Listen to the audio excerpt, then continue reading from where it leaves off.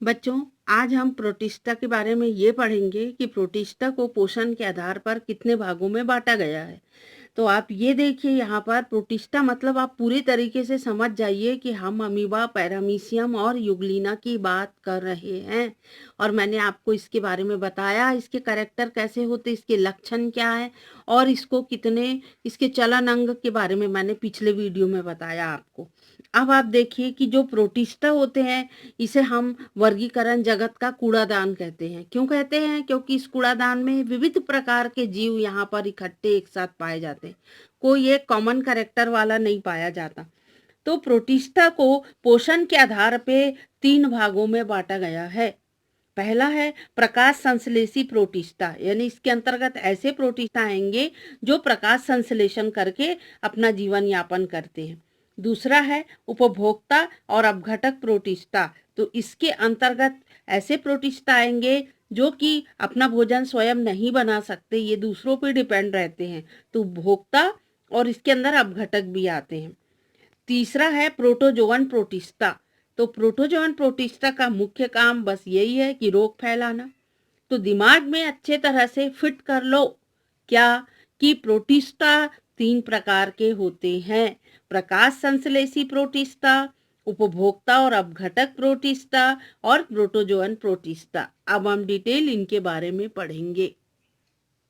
अब हम प्रकाश संश्लेषी प्रोटिस्टा के बारे में पढ़ेंगे। जैसा कि आपको नाम से समझ में आ रहा है कि प्रकाश संश्लेषी प्रोटिस्टा स्वपोषी होते हैं। ये क्या करते हैं? वायुमंडल की 80% से अधिक CO2 का स्थिरीकरण करते हैं और भोज्य पदार्थ का निर्माण करते हैं।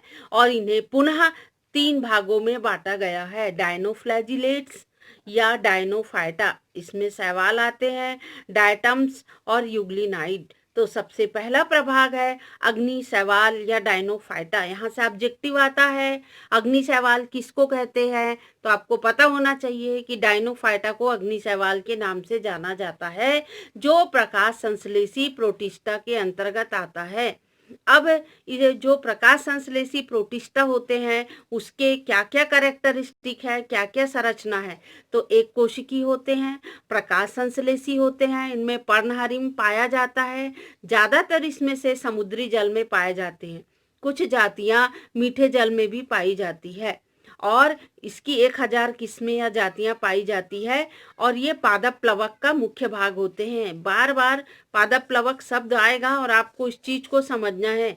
जैसे जो स्थलीय जीव होते हैं वो घास पे निर्भर करते हैं, जो उसी प्रकार पादप प्लवक की वही भूमिका है जो कि स्थल में घास की है, वही भूमिका पादप प्लवक की किसमें है? जल में।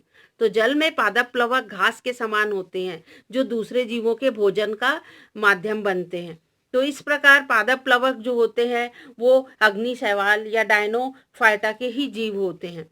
क्या होता है कि इसके कुछ जातियों में ल्यूफेरिन वर्णक पाया जाता है। ल्यूफेरिन की उपस्थिति के कारण ये चमकीली होती है, तो रात के समय ये अधिक संख्या में उपस्थित होते हैं, तो चमकीले समुद्र की सतह पर ऐसा लगता है इसकी चमक के कारण कि ये चलते हुए अंगारों के समान दिखाई देते हैं। चूंकि ये अंगारों के जैसे दिखते हैं, रात के समय चमकते हैं, इसलिए हम अग्नि शैवाल कहते हैं। और अंधेरे में चमकना और रोशनी पैदा करना, इस घटना को हम बायोल्यूमिनिसेंस कहते हैं। तो ये जिम्नोडियम और गोनियालैक्स ये अधिक संख्या में पाए जाते हैं। तो ये इसके उदाहरण आपको याद रखना है कि प्रमुख अग्नि शैवाल के नाम क्या हैं? जिम्नोडियम और गोनियालैक्स। इसके कारण ये समुद्र की सतह लाल दिखती, इसके कारण इसे हम लाल ज्वार भी आता है। कभी कभी ऐसा लगता है कि समुद्र का पानी लाल हो गया है, नहीं, ये जो गोनिया लैक्स है वो एक लाल रंग का द्रव स्रवित करते हैं, है ना, जिससे कि लाल ज्वार उत्पन्न। तो अग्नि शैवाल भी होते हैं, वो अलग किस्म है, और लाल ज्वार उत्पन्न करते ये दूसरी किस्म है। ये देखिए, ये कुछ सामान्य डायनोफ्लैजिलेट्स हैं। देखो इस नाम का अर्थ समझो, डायनो यानी दो और फ्लैजिलेट यानी फ्लैजिला। तो देखो इन सब के दो दो फ्लैजिला है, दो दो फ्लैजिला है डायनोफ्लैजिलेट्स के। तो ये डायनोफ्लैजिलेट्स के अंदर ये देखिए, ये है गोनायुलैक्स। गोनायुलैक्स ही लाल ज्वार लाने के लिए जिम्मेदार होता है। तो ये विभिन्न प्रकार के डायनोफ्लैजिलेट्स हैं। इसका महत्व क्या है? डायनोफ्लैजिलेट्स के द्वारा स्रावित होने वाले हानिकारक रसायन जलीय छोटे जंतु और मछलियों की मृत्यु का कारण भी बनते हैं। लेकिन इसकी कुछ जातियों से औषधियां भी बनाई जाती है और सौंदर्य प्रसाधन में इसका निर्माण किया जाता है। तो आज के वीडियो में बस इतना ही। अगले वीडियो में हम स्वर्ण शैवाल यानी डायटम्स के बारे में पढ़ेंगे।